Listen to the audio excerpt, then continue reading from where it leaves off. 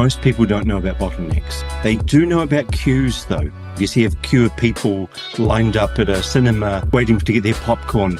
You know that there's something slowing it down. If the queue's growing, you know it's costing you money. If you're not cognizant of bottlenecks, there is an unbelievable amount of wasted effort. In some cases, actually, not even pushing the needle ineffectually, but pushing it in completely the wrong direction.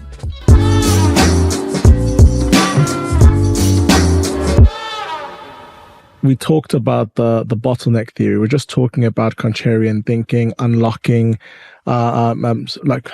complicated problems in a very simply.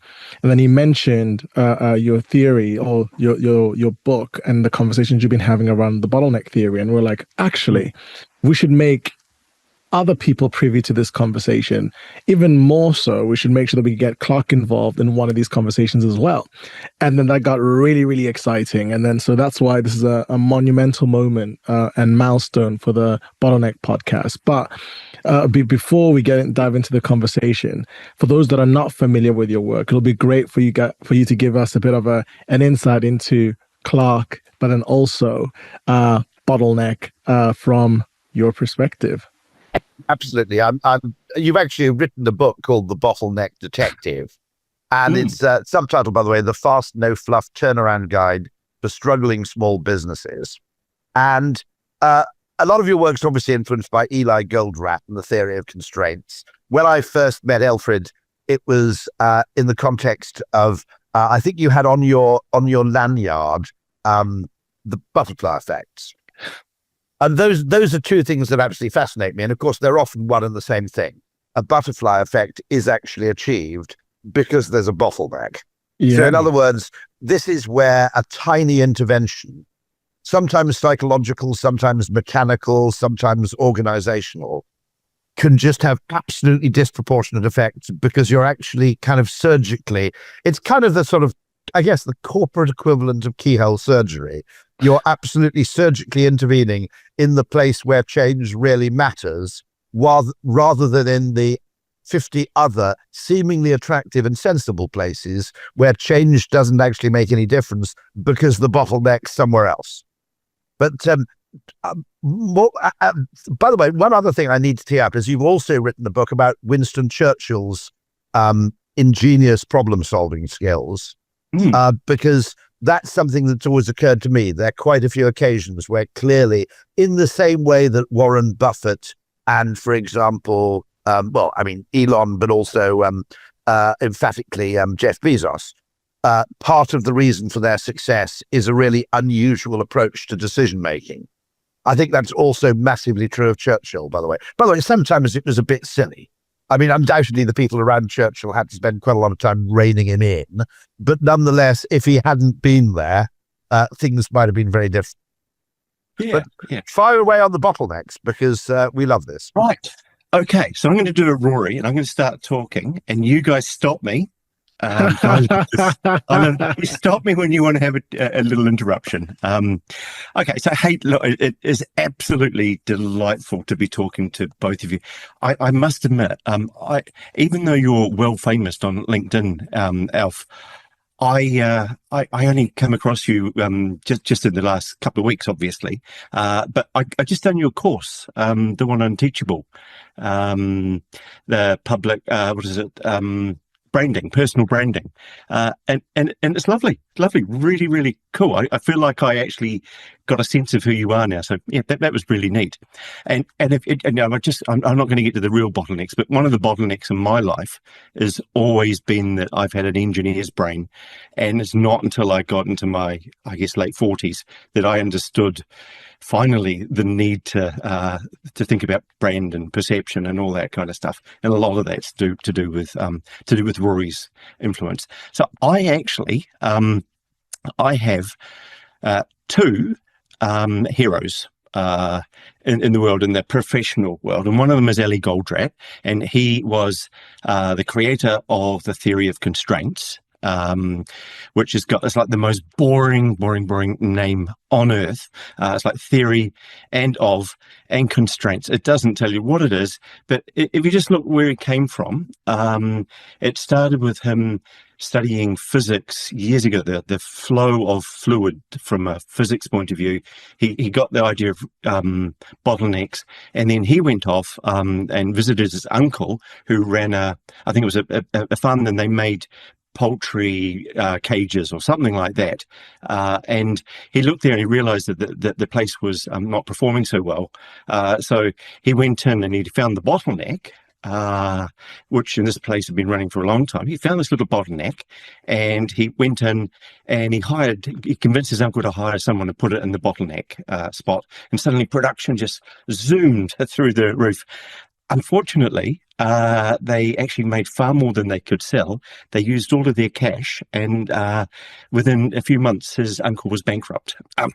But Ellie never told that story. In a sense, what he'd done is he discovered a new bottleneck now, which was sales. Was sales. Sales, of exactly. Course. So the bottleneck was actually downstream of production, not upstream of production. Yes. Fantastic. Yeah. And that's actually when he turned his mind to looking at bigger things. Well, he obviously went and came up with some fancy algorithm that he sold to all of the 1970s and 80s manufacturers that was based on the idea of bottlenecks. But he also added a lot of work around accounting and accounting for making money, not accounting for counting up stuff and paying your tax. And there's an enormous difference. So I discovered his book, The Goal, in 1996, I think it was. And then just fast forward to now, and that's what I've been basically doing since then. Except I do it quite different to what Ellie did. Ellie worked with factories. I work with knowledge workers, and I work with managers nowadays, but I used to work with software development teams, and now I work with the leaders and the managers of those teams. And it's almost exactly the same and totally different when you're working with people. Machines don't have opinions. Machines don't play politics. People do. Machines don't have trust issues and confidence issues, and so on and so on. So it's a really, really interesting world. Where I'll give you another example of this, which is both psychological and, by the way, people in marketing could benefit an awful lot from talking to people in experts in manufacturing or supply chain or whatever it may be, and vice versa, because we probably don't consider the systemic elements of a problem enough, and they don't consider the psychological elements. I'll give you a lovely example, by the way. London City Airport, which any Londoner will know is just a freakishly efficient airport, given its small size. They're run by a company called Global Infrastructure Partners, and they brought in people not with airport expertise.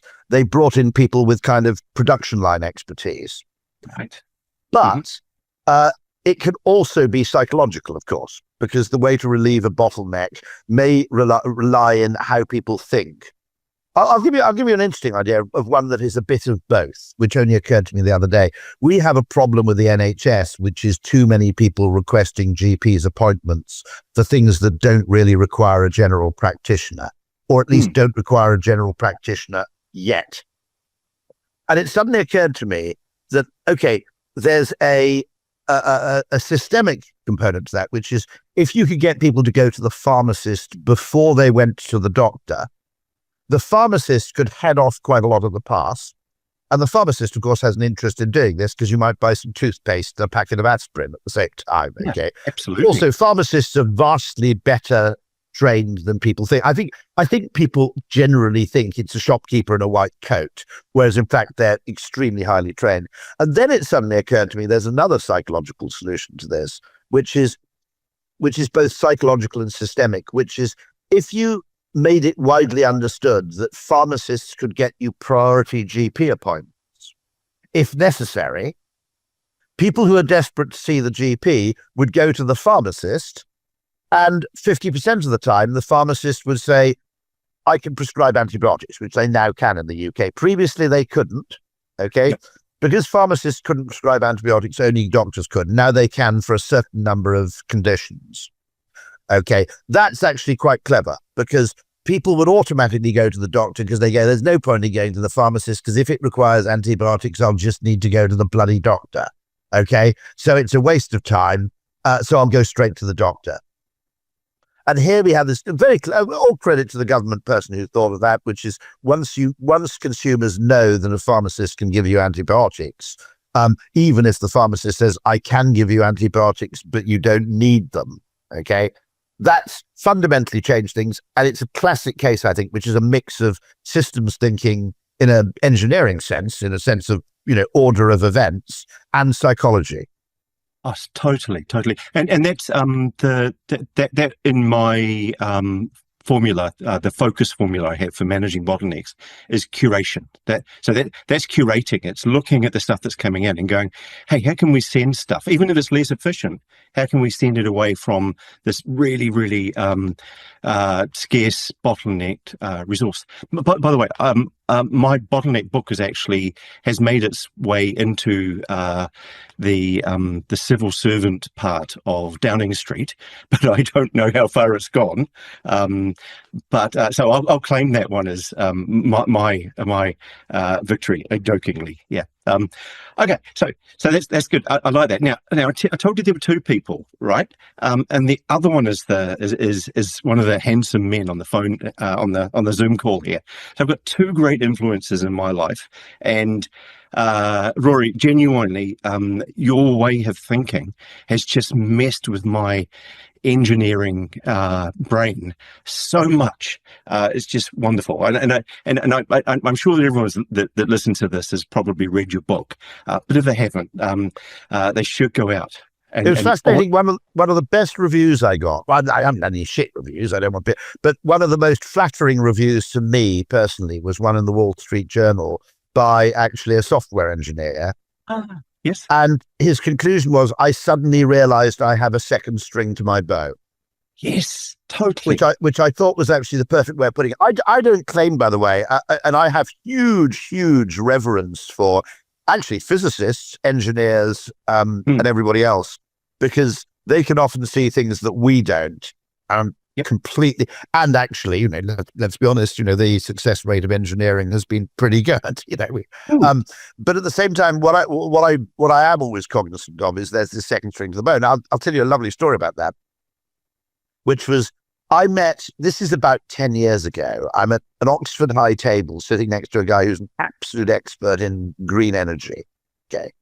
And I started talking about, are there things we can do behaviorally which help solve the problem? E.g., if you put your washing machine or tumble dryer on at 10 o'clock at night in the UK, it's probably sort of nuclear powered or powered by clean energy, or at least the odds are fairly high. If you put it on at, let's say, 5:30 in the afternoon, someone might need to fire up a coal-fired power station. Okay, so simply getting people to time shift would effectively help relieve an energy bottleneck, which is a chronological bottleneck in this case. Anyway, The guy who was a brilliant engineer looked at me as if I was nuts, okay, and more or less sort of turned and talked to the person next door.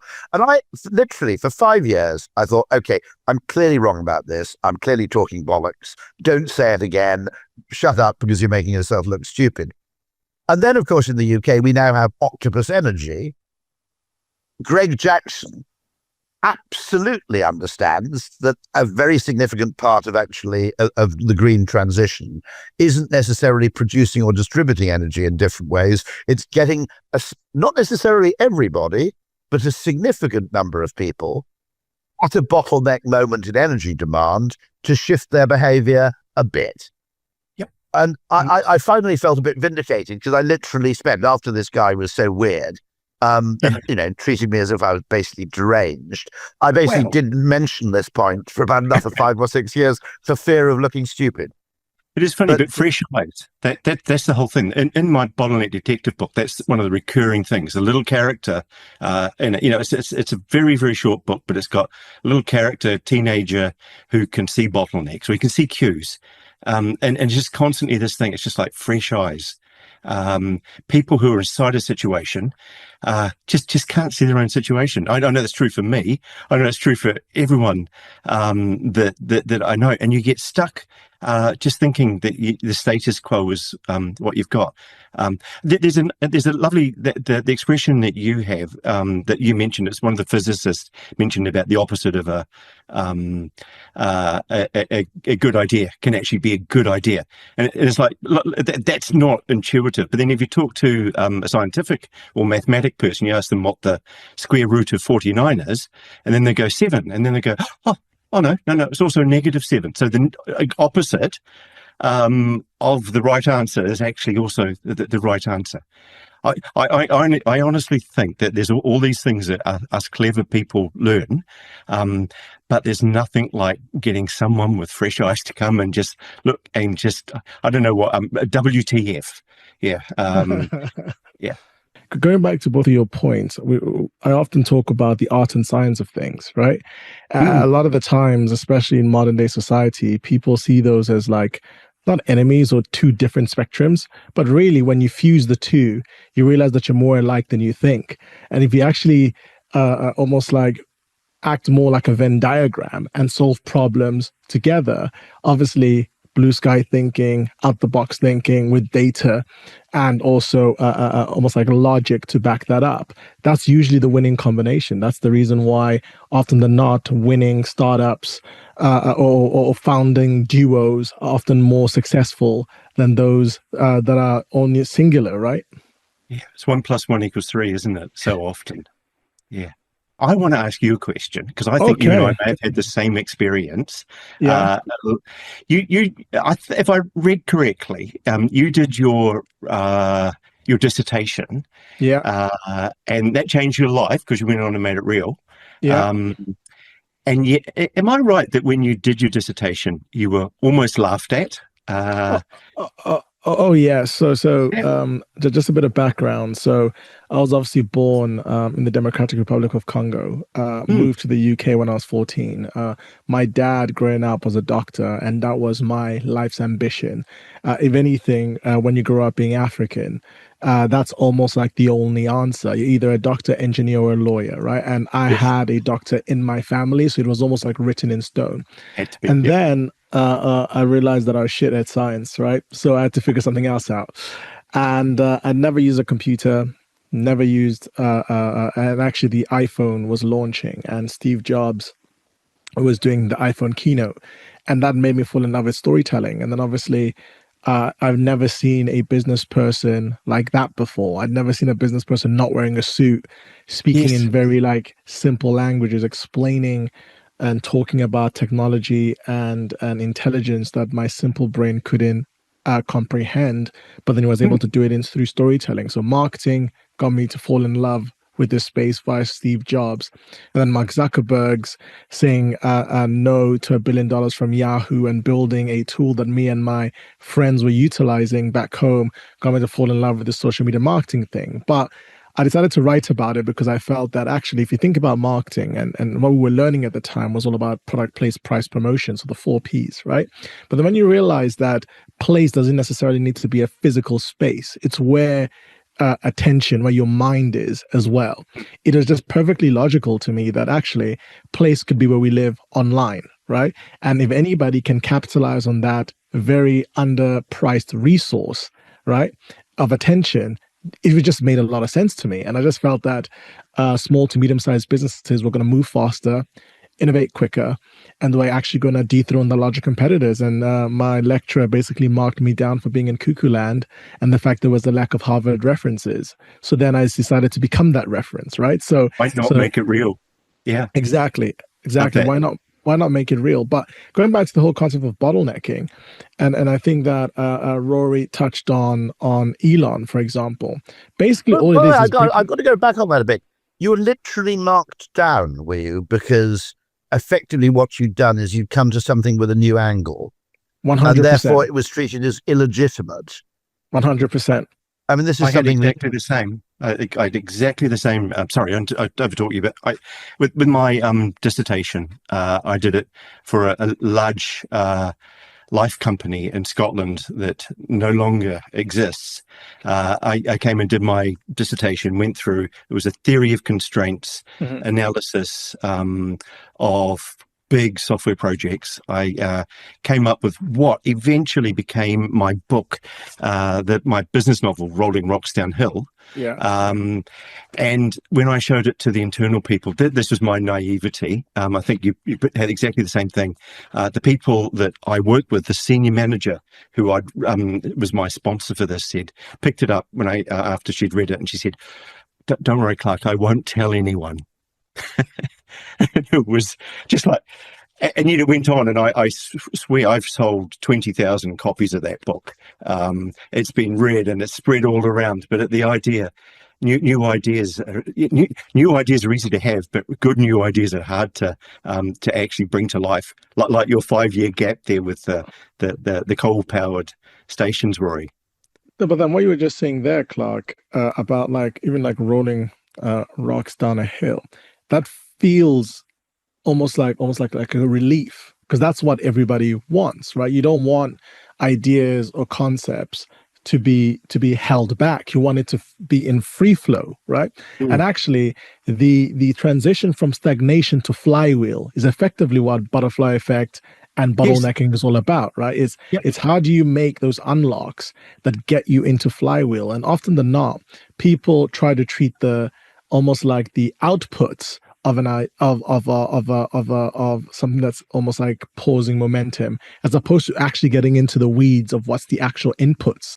I find this question so important because so often, are you familiar with Dunella Meadows? Yes, I've never read her work, but I know. Yeah. The famous one is 12 points to intervene in the system. And it's a kind of, it's occasionally treated as kind of, the 10 commandments of complexity thinking. And what's interesting is her top points are psychological. The biggest one is reframing what people think the system is for. Totally. And actually, there's one big more than that. It's transcending paradigms, and then number one is the power to transcend paradigms. Right. And the example would be, if you think of a lake as merely a source of water for a factory, you will behave very differently to if you think of a lake as a local amenity and haven for wildlife, for example. Yes. Very interestingly, in business, what I only realized recently in business was that if you go back to people like Herbert Simon, the shareholder value profit obsessed motive is completely alien to Herbert Simon, who's one of the best business thinkers of the last century. His view, by the way, was that profit was merely a constraint, which is that a business needed to make a profit in order to survive and gain investment and justify its existence. Absolutely. But the purpose of a business was to explore adjacent opportunities. So his purpose of a business, what the business was actually for, was effectively it was a discovery mechanism for new sources of value, and profit was merely one of the constraints on its ability to do so. He acknowledged that businesses needed to make a profit, but the idea that profit should be the primary target was completely alien to him. And the shareholder value movement is, unfortunately, I think, in business, fundamentally a massive mental constraint. Totally. And it's because it's such a dominant paradigm that it leaves people incapable of actually looking at things differently. And it just it turns a lot of people's stomachs that actually work in the organisations, and the discretionary effort is often not there. They find disgust if it's gone to extreme. Well, it's very interesting if you think about it, which is you can bonus the people at the very top enough money so they fundamentally buy into shareholder value maximization or profit maximization. Yes. But the majority of the workforce, unless you're so successful a business that you can actually offer massive options to everybody, what it creates is a massive misalignment between senior management who are focused on one thing. Most people who work in an advertising agency do not, or a hospital or anywhere else, do not get up in the morning going, how can I actually, how can I actually maximize? I mean, I don't know who WPP shareholders are. It's something like, the state of Wisconsin DMV pension fund. Well, I have no animus towards those people, but I can't really say that their retirement well-being is what makes me get up in the morning. And so you create this fundamental disconnect between people. Now, I would argue if you're a customer-focused organization, that can pretty much align everybody.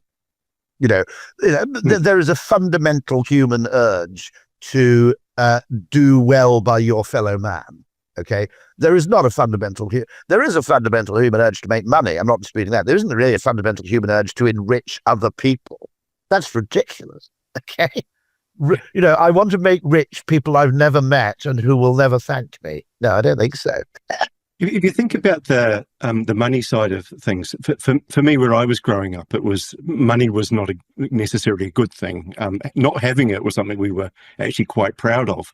But so I've had to wrestle a lot because the bottleneck stuff. When you look at it, is that particularly a sort of New Zealand tall poppy-ish thing? I think it is. Yeah. It's definitely it's very, very, very common. I think Australia has the same kind of thing. The Irish did. I lived in Ireland for a long time. It's funny you say that. The Irish, it's a Celtic thing, not more than an Anglo-Saxon thing. So countries like Canada, New Zealand, which are sort of Welsh, Scottish, Irish, yes, tend to have lower power distance. They're less hierarchical. I mean, funnily enough, being Welsh, my favourite airline is Qantas. I've never been on Air New Zealand. I'm sure it's magnificent and it'd be even better, right? Okay, I'm not. But the reason is that I don't like those airlines where people grovel to you. Okay, yes. And Qantas achieves this thing where obviously the person's there to bring you coffee, but they're kind of your mate. There isn't a power relationship between you at all, and I think that you're absolutely right. I think it's an Irish, in New Zealand, possibly a Welsh thing, actually, what with all the sheep. But there's something there which I think is actually culturally significant. And for me, it was quite a struggle because as I was all my work, at the end of the day, it makes more people more money. If you de-bottleneck, you can make more, you can sell more, and at the end of the day, it's a lovely engineering problem to figure out how do we make more money. So I had to try and square that away in my head that didn't want to chase that, and it all clicked when I realised that next year's culture is often determined by this year's profits. Yep. What you make this year, if you have a good year this year, next year's going to be a nicer place to work. Your workplace will be nicer. If it's been a bad year, there won't be bonuses. You may not be recruiting for the people that you need. There's scarcity mindset's going to come in. So that was a thing where I had to, I've now gone in my head, I want to create a better workplace. Bottleneck stuff creates a lot of that. It also creates money as a side effect, which then feeds back into the organization. It creates next year's culture. But that's just my personal opinion. That's me messing with words, so I feel comfortable with helping people make money. You'd be interested in a book called Abundance by Ezra Klein. I've just got it. You've just got it. Fantastic timing. And one of the things I think is that economics has given government and politics a scarcity mindset. We're an advertising agency run by a holding company, and I always say you can't run an abundance business on a scarcity mindset. It simply doesn't work. And the first thing that happens with a scarcity mindset, of course, is absolutely crashing short-termism. And the most short-term of all short-term things is usually cost-cutting, because it's the one which makes most sense and has the most immediate effects. And I would argue that a large part of the failure of Western Europe to grow economically is mindset, really. It's this endless scarcity mindset that, the disproportionate power of the financial function within organizations, So I mean, in government, I was talking to Matt Ridley at Nudgestock. Not Matt Ridley. I'm sorry. I was talking to Michael Gove at Nudgestock. I love Matt Ridley. I'm meeting him actually in October, so I'll pass on. I'll put him in touch with your work. Please do. And I was talking to Michael Gove, who was a cabinet minister, and he said, effectively in government, the Treasury has right of veto over anything. And they demand absurd standards of proof and certainty before you can try anything. Okay? And consequently, effectively, they also effectively look at things from a cost-saving point of view, not from an opportunistic point of view. And so if you combine the two things of a ridiculously high burden of proof, which is impossible if you're doing anything new because there's no evidence about the future, Okay. And then the scarcity mindset, which is the purpose of life. Only finance people, some engineers like this, the purpose of my life is to make it more efficient. Okay. Yeah. I mean, there is a minority of people who think like that. Now, I've got a weird theory, by the way. I think a lot of people say Homo economicus doesn't exist. The economically rational man. My argument is, in any category, I don't think there's anybody who's universally Homo economicus, but in any category, there are people who behave like Homo economicus within your category, and you don't want them as customers. Yep. That's, absolutely. Those people are actually a totally, in other words, focusing your business to appeal to your most economically rational customers is actually a recipe for disaster. Everything gets commoditized and dulled down to the lowest common denominator, doesn't it? Yeah. But then going back to the point about scarcity versus abundance, how you do one thing is how you do everything, right? And what you're realizing is that a lot of people, instead of focusing on how do we grow, they're focused on how do we keep where we're at, right? And if you think, you can see it in sport as well. I think there was a headline about the fact that Manchester United let go of like 200 members of staff, but then still spend like 300 million in transfers or something like that, right? Wow. It's almost like there's a lot of performative / almost like corporate actions that make it feel like you're gaining momentum, but you're not actually shifting the dial at all, right? It's almost like everybody's on their best behavior to put on this picture that they're actually doing something. But busy. Yeah. So my dad has always told me something that some people might find controversial, but I believe it to be true.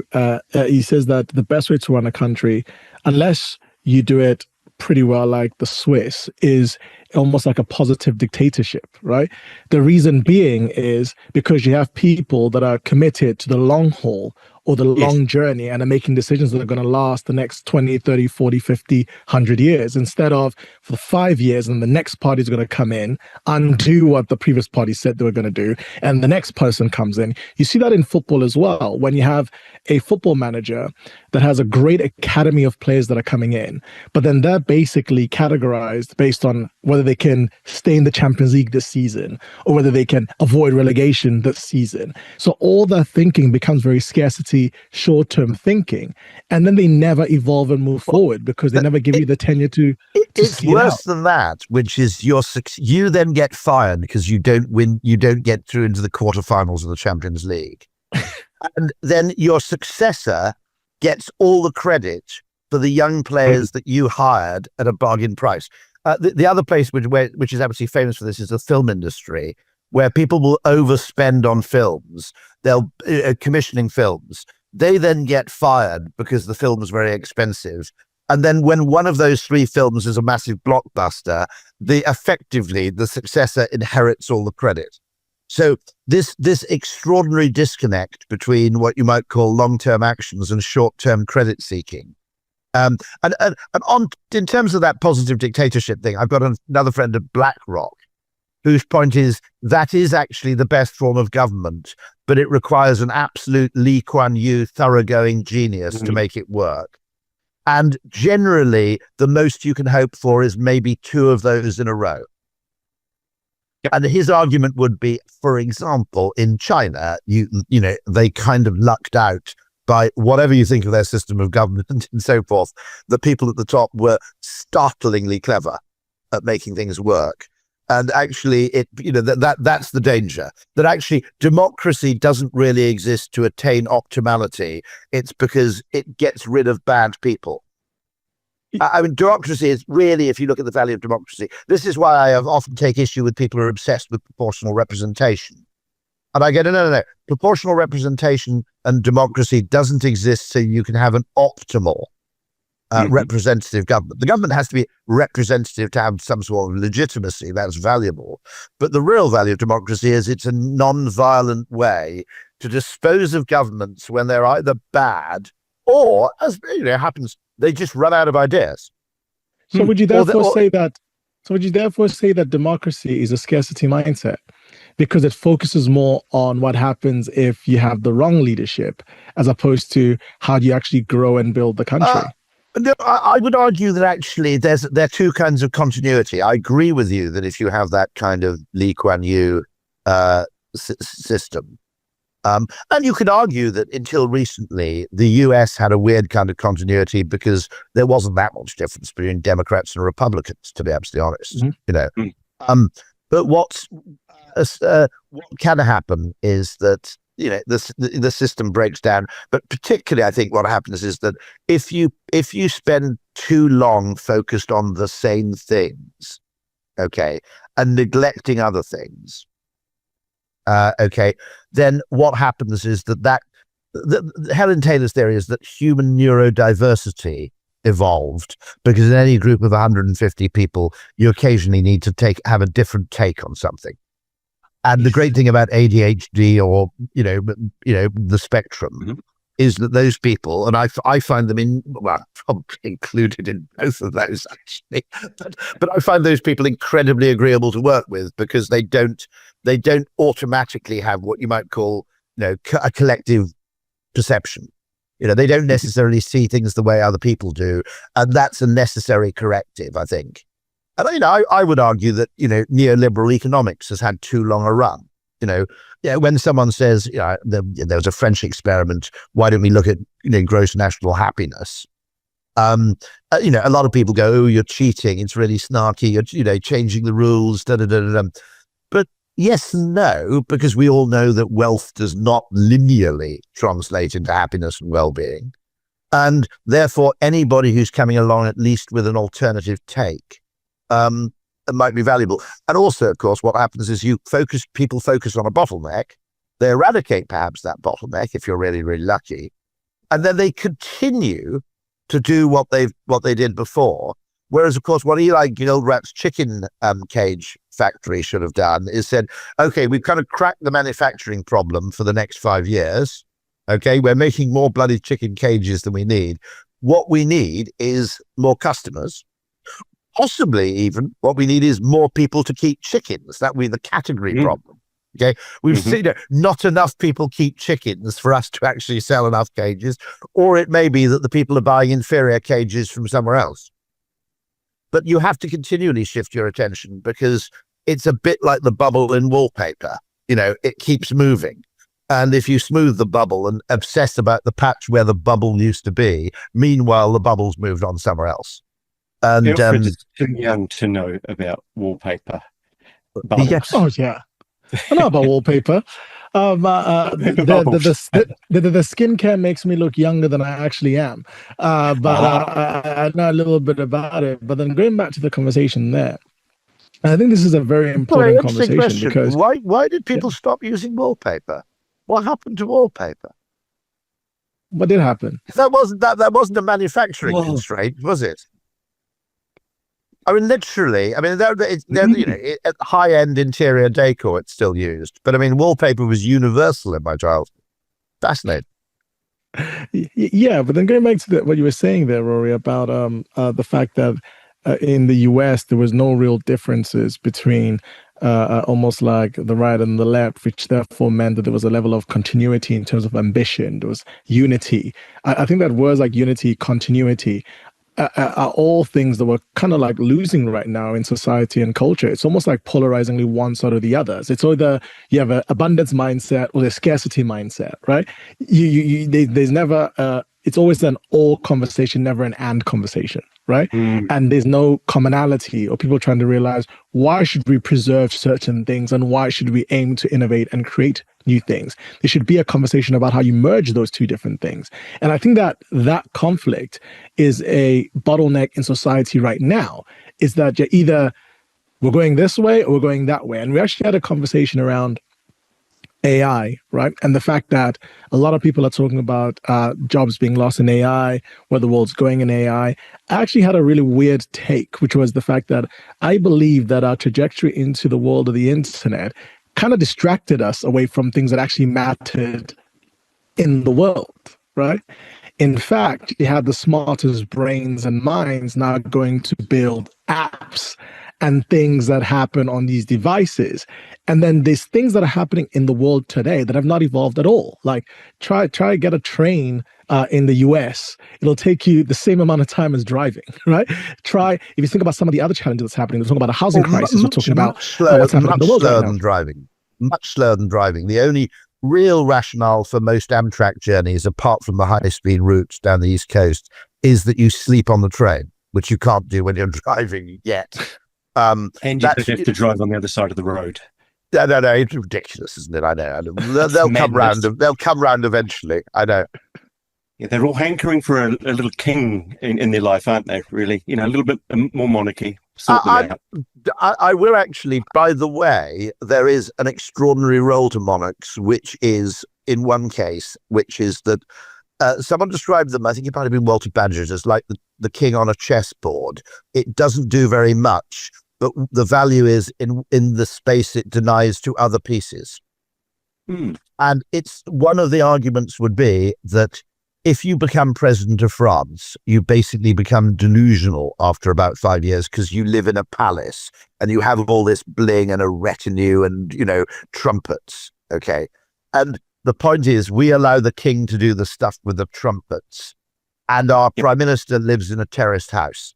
Okay, it's a very nice terraced house, but it's still a terraced house. Okay, and I think there's something actually quite important about that, which is no. Your job is to deep down. Your job as a government is to take the bins out, right? Yes. Keep us safe and take the bins out. All right. And so but also there are cases actually where having an extra piece on the board is decisive, in the sense that if you look at the death of Franco, the Spanish monarchy, who, let's face it, if we look at it in historical terms, are not the world's most successful monarchy. It's usually, like Philip the Incontinent was succeeded by, Jaime the Mad or something like that. Okay. But the king at the time, Crown Carlos, was totally decisive in the transition to democracy. And so you have the very fact that they, in a sense, don't have a dog in the fight, and of course, are very long-termist. There's another point worth making. Okay, your fundamental thing is, I need to make sure there's still a monarchy around for my great-grandchildren, which, there are, I'm emphatically not in favor of a despotic monarchy unless you really luck out. But, the hereditary principle is brilliant for finding those geniuses. But there is a mindset to the whole thing, which is complementary to everything else. But then also, I know we talked about sports, and now we're talking about like the monarchy, and then we talked about like politics and culture. But if you just think about it, the red thread is continuity, right? And sometimes, even if you do not completely agree with the decisions, the direction of a person in leadership, the fact that they're just going to be there for a very long time just gets you in line and on board, right? Well, if you think about it, okay, whatever happens, if Jeremy Corbyn had got in, if Nigel Farage gets in, you still have a king, okay, right? Now, it's largely performative and like symbolic. It's like Chelsea. We talked about football. Sorry to jump in there, but it's kind of like the continuity at Chelsea was Roman Abramovich. Like the managers would change, but they knew that Roman would always be there. Right? Or Manchester United with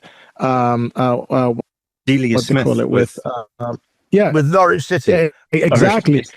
Now you've got to remember, if you're an American and you're a left-wing American and Donald Trump gets in, you feel like you've lost your country, right? In other words, completely, your country has been taken over by an alien force. We don't really feel like that. And there is weirdly a kind of left-wing group who are favorably disposed towards the monarchy because they think it is more possible to engage in left-wing experimentation if people believe there's a kind of leitmotif of stability, which doesn't change. So, I mean, this stuff is, Stephen Fry's argument for the monarchy is just empirical, which is if you look at countries that are constitutional monarchies, you've got the UK, Canada, Spain, Japan, Thailand, I guess. That's a bit weird. The Netherlands, Sweden, okay, Belgium, okay. It's not a bad collection of pretty sane countries. Now, we don't know which direction causation lies. Is it because the countries are quite moderately minded that they basically reach a compromise with a monarchy? Or is it because they have a monarchy that they're somehow, more capable of continuity and stability? We'll never know, but you could argue, well, correlation may not be causation, but it's still correlation, right? So when it comes to like the process of uncovering, first and foremost, discovering, uncovering bottlenecks, and then the first step to getting them almost like fixed. Clarke, what would your process be? So obviously we work with a lot of brands, you work with a lot of organizations and institutions. So what's the first step towards identifying a bottleneck, and then what happens beyond that point? Okay, so probably the first bit about that is that most people don't know about bottlenecks. So that's almost the first step, getting them aware. They do know about queues, though. Waiting, queues. You know, if you see a queue of cars, if you see a queue of people lined up at a cinema, waiting to get their popcorn, you know that there's something slowing it down. If the queue's growing, you know it's costing you money because people are walking away. So you've got the symptoms, and the most obvious sign, and it's not the only sign of a bottleneck, and not every bottleneck will have a visible queue, but if you can see the queue, and you can measure that, you suddenly you've got a lot of numbers. Oh no, you've actually got something that's really visible. People talk about system thinking, but so much of it to me is actually system seeing, and being able to see the queue that's been held up by whatever is at the front of it. And when you look to go at the front of it, you'll be looking to find, you'll be finding one type of resource. And I know people don't like to be called resources, but it could be a person, it could be a printer. I don't know if you guys know of Derek Sivers, but he again is, sort of very popular with his books and stuff. And he once told me that he had a bottleneck that was sitting next to him, and it was his printer when he ran the company CD Baby, and they couldn't print off orders quick enough. And so they couldn't actually ship the CDs fast enough. So what you've got to see is a build-up of things that are waiting. There's a queue. And then you go look there, and then you look and you sit and you study. And it's not always the obvious thing, though sometimes it is, because normally the obvious things have been sorted out. But that's kind of, for most people, that's how you do it. If you were in a factory, you'd walk around, and you'd wander around the factory, and maybe you start at the front of the factory where the stuff leaves. You start at the finished end of it. You'd walk back until you got to the where all the raw materials come in at the other end, and you'd look for the biggest pile of work, and there'd be a big pile of work there. And it would be sitting in front of the slowest machine, which would be the bottleneck. And you go, oh, if we can just speed up that one, everything else speeds up. So that's when it's obvious. That's when you can make it visible. The type of work I do. I often use traffic analogies because if the people are motorists, yep, you explain that there's no point in widening a dual carriageway if there's a badly phased set of traffic lights at the end of the road, because all you're doing is just moving a jam somewhere else. And often you can just phasing. And I keep writing about this business where sometimes you have to go slower to go faster. So smart motorways are massively counterintuitive, because the idea that by slowing down from 70 to 50, you might arrive at your destination sooner seems mad to the individual motorist. Okay, the individual motorist has a heuristic, go as fast as I can. But because there has to be a gap between cars, and the gap increases not exponentially, but non-linearly with speed, there are literally situations where if you all slow down to 50, you'll proceed to your destination at 50 miles an hour. If you continue driving at 70, one person just hits the brake lights for a second, and you end up with people driving at 5 miles an hour or 0 miles an hour for 10 minutes, which more than undoes the benefit you gain from going at 70. So people have this, I'm a lone defender of Britain's smart motorways, because I actually argue that the benefits are invisible to the costs are visible to the individual motorist, but the benefits, of course, are a traffic jam that never happened, which they never get to see. When I lived in Scotland, and I used to have to commute between Edinburgh and Glasgow to get home, I would deliberately annoy the people behind me by leaving maybe 3 or 4 car lengths in front. And I did that knowing that if the cars in front slowed down, I had a buffer in front of me where I could slow down, without causing all the cars behind me to suddenly do that brake light, slow, all the way back for miles. And I know it annoyed people that were behind me, but I actually sped up the entire traffic while I was commuting anyway, to a certain extent. It would be lovely if you wanted to get the benevolent dictator. Go for it. I had a friend who was devoted to complexity theory, who became so obsessed with not braking because he was aware that his brake lights created congestion. Okay. He actually ended up running into the car in front. Okay. Because he basically optimized his driving around minimizing use of the brakes. Anyway, but he was doing God's work. Yeah, you've got to be careful. So if I take your question there, how do you find bottlenecks? So that's the obvious one, right? If you walk into your hospital, you just look at the waiting lists. And you know what sits at the end of them? There's and you've got a candidate. And my 2 bottleneck books have got lots of examples there where you just look and you go, oh, well, okay, there's not enough operating theatres, or maybe there's not enough nursing staff. It could be surgeons. You know where it is, but you don't know exactly which type of resource it is. So those ones are all when people are doing the work. If you're dealing with a leader, and that's what I do these days, it's a lot harder because leaders do not want to be called a bottleneck. And maybe Rory, or actually both of you, since you're marketing geniuses, this is my. Can I tell you a story? When I was talking to Paul when we were setting this up, he said, "Have a story to tell about bottleneck." And I've got to tell you this one because I'm so proud of this, and it will illustrate the situation. A colleague of mine, a client of mine, Angela Gadeev, she works for a company called WiseTech in Australia. And I started working with her about 5 years ago. And during that time, she grew her team from having about 25 people up to having between 300 and 400 people spread all around the world. And just a few months ago, she won the Australian Businesswoman in Tech Award. So she's done really well. She's got this amazing personal story. And I was there sort of helping her and supporting her to just constantly, to grow from 25 to 50 to 100 to 150 to, there's a lot of work you've got to do with your whole team, but also as the leader. Now the trouble, if you look, I've worked with a lot of people like Angela, but of course I mentioned her because I like showing off because she's just done, she won Australian Businesswoman of the Year award, right? But as we work with each other, it was really hard, even though she knows about the theory of constraints, because WiseTech, the company that she works with, uses theory of constraints all through them. She knows about it. It's really, really. When we first talked, she said, it was she was quite open about this. It's really, really hard to admit that you, as the leader, are the bottleneck, and your organization cannot grow unless you can. Yep.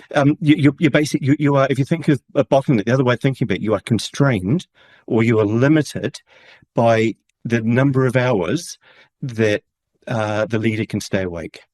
So the analogy I worked with her, and I would have used Russian dolls, but she's Russian, so I couldn't use it. And I would have used snakes, but it's Australian, so people get offended if you compare them to snakes. That snakes, as they grow, they shed their skin. I actually popped into ChatGPT. I think I found the most wonderful, for me, metaphor for how people grow and how leaders grow, and it's like a hermit crab. So if you can look at your own lives, and you can look, say, where you're going to be when you're, say, 70 compared to where you were when you were 17. And through your life, you will have been in one shell at 17, and then you outgrew that shell. And suddenly you had to do something brave, like a hermit crab. You had to go naked for a little bit, and then go to another bigger shell. And then when you got in that shell, you brought stuff with you, which you probably shouldn't have. And then you're missing things because you've got a bigger shell, and your brain has to do so much more work. And then you just get comfortable in it. And what happens? You keep growing. So then suddenly you got to look around for another shell. And you got to do that naked dash again from your shell to the next one. And you get to that, and everything you knew, some of it's actually slowing you down now. some of it doesn't belong in your head, so you've got to get rid of it. And as you grow, you've got to learn to trust yourself. You've got to go through this imposter syndrome over and over and over again. You're almost like forming, storming, norming, and performing inside your own head, but also with your own team. I find that really, really just satisfying, because I just think of myself. I know the shell I'm in. 5, 6, or 8 years ago, I was living in Scotland, and now I'm back in New Zealand, and I had to choose a totally different thing. And it wasn't just moving physically from one place to the next. My mind had to move from one place to the next. And so, like, working with people like Angela, it's just so incredibly interesting. I don't know how to do their jobs, but just sitting down thinking, what got you here is not going to get you to the next step. You need to grow. How do we do that? And actually, if I'm quite frank, and this is everyone that I work with, it's all about trust. Everything is about trust with other people. Because as you grow bigger and bigger, you have to suddenly start working with the people that scared you. You've got teams that used to work for you. Now they've got layers of people working with you. But more than anything else, it's actually about the trust of yourself. That was a great Google finding, wasn't it? What they called psychological safety. I think. If I'm right, Google did a lot of research into what created high-performing teams. I think they did, and he wrote their book about it, the guy. Yeah. Anyway, sorry. I know you're an expert in agile as well as being an expert in bottlenecks. How do the two effectively inform each other? Okay. So, I'm both, and my book Rolling Rocks Downhill was about that, and I mentioned my new book that I'm working on before I think we started recording, when we talked about how I have to change the name because it sounds rude when I say it out loud with my accent. So I won't say it here in case you get expletive warnings and stuff. But this is so what Agile does is it basically takes the idea from the Japanese manufacturing, which we all kind of inherited and understand now, which is that you don't leave all your testing of your cars until the end of the line and then beat out the fix the stuff there. You build it in as you go along. So Agile just works in small chunks, and it's so obvious. No one knows that their software's built in Agile today, but every app gets updated every few days or every week. They've got Agile process behind them. Where it works with software is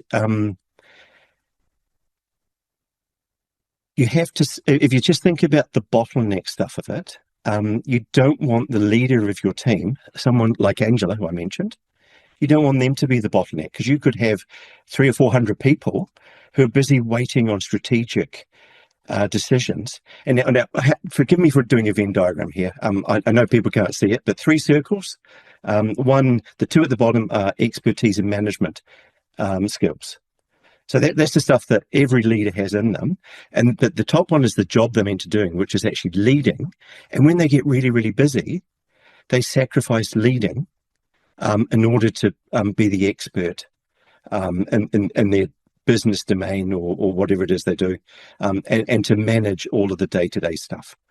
And so what they do, they get so busy, they sacrifice. Actually, leadership is the second thing that they sacrifice. The first thing is their home life. So they sacrifice the home life, then they sacrifice leadership, and then they just become busy bosses. And then you've got, if you want to spot that kind of bottleneck, to go back to Alf's original question, you find that bottleneck by going, are they a leader? Question 1.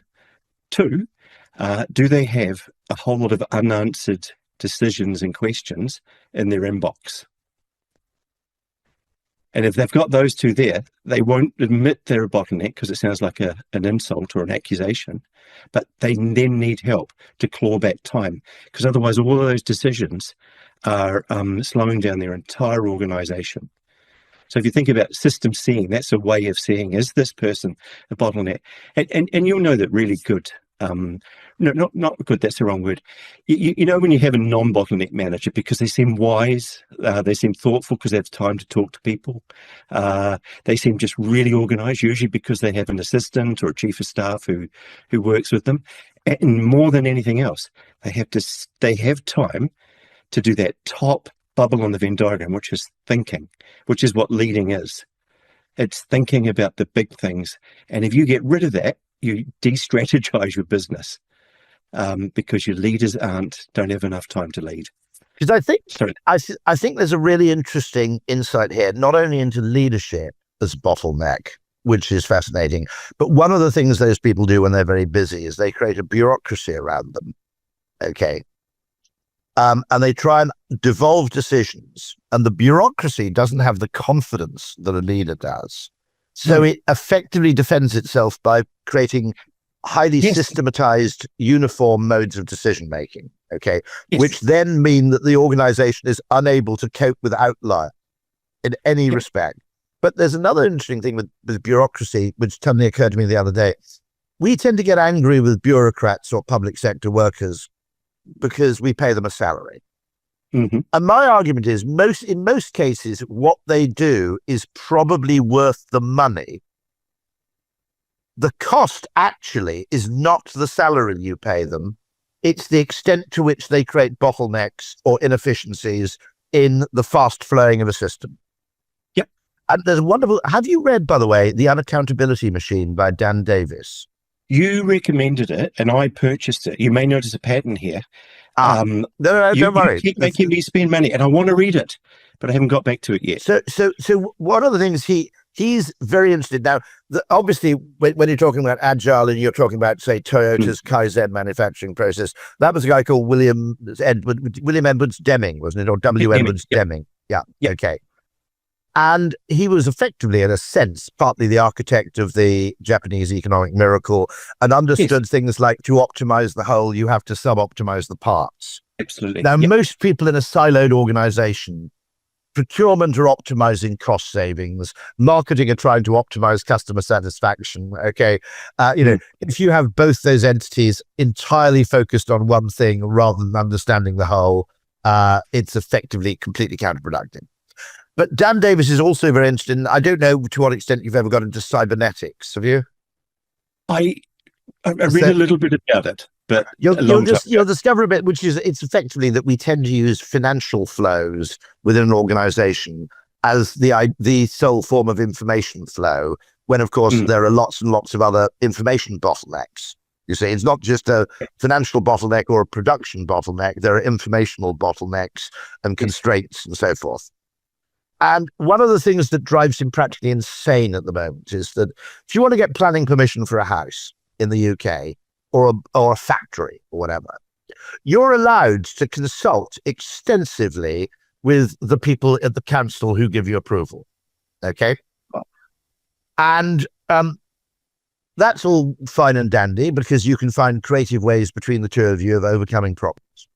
And then you submit your proposals for approval. None of the people who have spoken to you are allowed to play any part in the approval process. And the idea is it's to prevent corruption or whatever it may be. But as a consequence, you're now starting all over again with a group of people who want to justify their existence by finding problems. Yes. How many so problems you've effectively turned a one-stage process into a repeat process where in many cases, and then of course your appeal gets turned down and has to start all over again. So the entire consultative process, which could have been creative and valuable, now becomes actually largely wasteful. Yes. And he gets really, really obsessed with the order in which things happen. And I think there's this wonderful thing. Greg Jackson, you probably know. Do you have Octopus Energy New Zealand? No, but I know. Okay. I still read all of the UK papers. It's only a matter of time. Again, right. But Greg, who I regard to be a thoroughgoing genius who should be Prime Minister, Greg also founded a business which is, I think, called Consultant Direct. And this was, you go to the GP, and what used to happen was the GP would say, I need to refer you to a consultant. In the old days, my grandfather was a doctor. You would actually be handed a letter to take to the consultant. Okay. And then the consultant would open it. Now what would happen is you then go home and then you'd wait for a consultant's appointment to become available, and then you go and see the consultant. Okay. And Greg just had a load of consultants who are available on the phone. Okay, this was the business he started up at the same time he actually started Octopus. He's no longer involved in it, but he founded it. And the GP with you present would call a consultant. Brilliant. Now, 3 things. So by removing it, now, by the way, when you had to take the letter to the consultant, there was a colleague of my grandfather's who wrote a letter to the consultant who was a friend of his, which started here with this old trout, and the woman opened the letter. So it was a dangerous thing to do. Anyway, but it was a completely ludicrous sequential process when it should have been a parallel process. What Greg's system would do is you ring the consultant, and the consultant might say one of 3 things. Yes, I need to see this person. Okay. Second possibility, in which case it was pretty similar to what happened before. However, 50, 60% of the time, 2 other things happen. 1, you don't need to see me. You need to wait for 8 months and come back. Okay. Actually, or you don't need to see me at all because this is a case of X and it's going to go away. Okay. Yep. Awful lot, by the way, of back pain and things like that. Basically, the best advice is to wait 8 months. Don't intervene too soon. A third thing was, yes, you do need to see me, but have these tests first. So now, by getting the tests commissioned by the GP first, you'd bypassed a whole extra weight in the process from the patient's point of view. Okay. Yes. And another one is have these tests, and unless it shows a GPOL level of 7+, okay, don't bother coming to see me yet. Okay.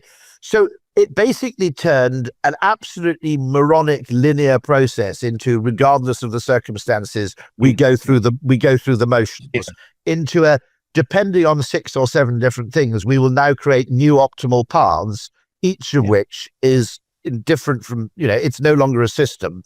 But that kind of business is a kind of business which literally we need to look for because it benefits absolutely everybody. Okay, it benefits the NHS, it benefits the patient, it benefits the GP, it benefits, by the way, it especially benefits the consultants because they can now make some money while they're on a golf course in Villamora answering the phone. Right, which is without stereotyping hospital consultants, but I think that's what quite a lot of them would like to be doing. My wife's a consultant, so you watch it. Watch it, I'll exactly. Start talking about Vickers. Yeah, exactly. No. Can I tell you my wife's bottleneck story? Please, as a consultant, I think your listeners would like it, but I got to tell you that what I'm about to tell you is not the full truth. Because and it's wasn't actually my wife. It's a fictional blah blah blah. Because I tend to tell it. I try and make it more interesting than it probably was at the time.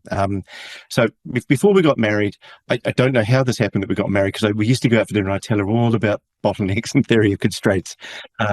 Which is embarrassing in retrospect, but she married me nonetheless. And then we moved to Scotland and she got her first consulting job, and she's an old age psychiatrist. And the person who she replaced had been there 5 days a week, and we just had our first baby, and she was going back to work for 3 days a week.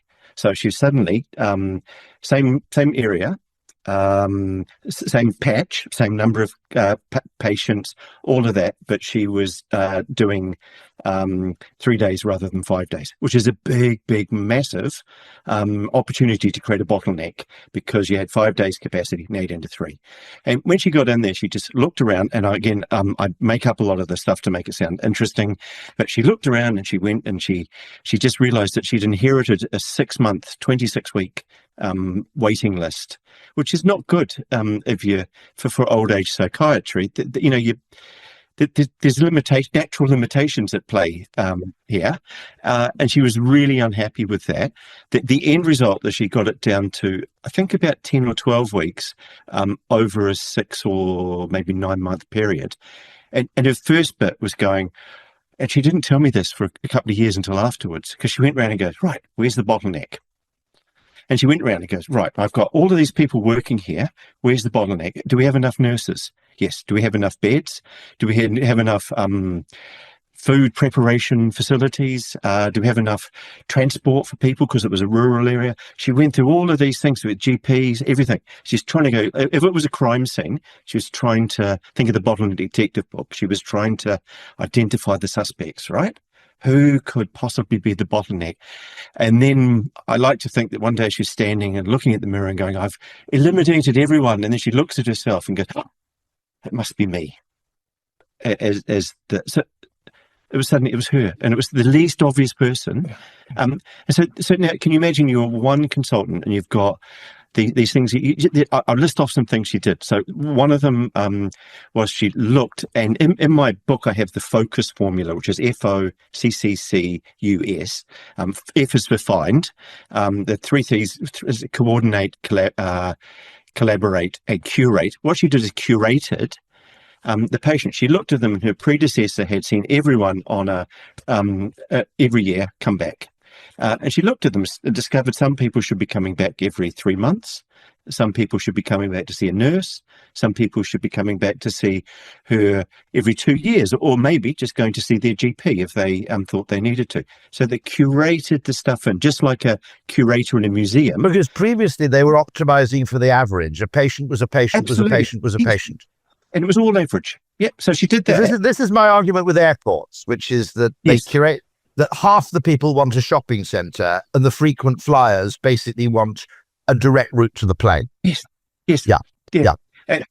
Manchester, just to divert a little bit, well, I shouldn't say divert with airports in mind, but Manchester, the domestic terminal, used to, I don't know if they still do, it's been 10 years, and I used to have to go through it every few weeks.